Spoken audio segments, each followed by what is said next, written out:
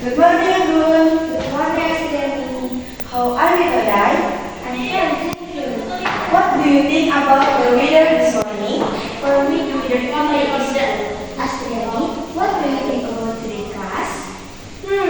In my opinion, the class is very dirty. Look at the Tion, the dirty floor and dusty windows.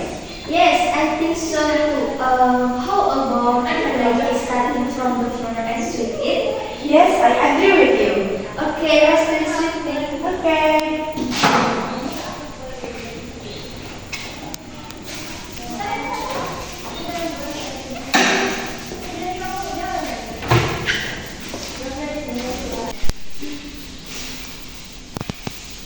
Astriani, how about after cleaning this class we go to the canteen together to buy sweet snack the canteen? I really want them.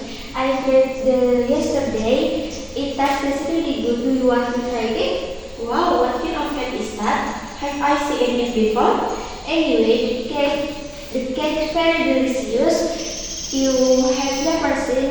That's why I have to tell you about the cake. You saw it try sometime. Really?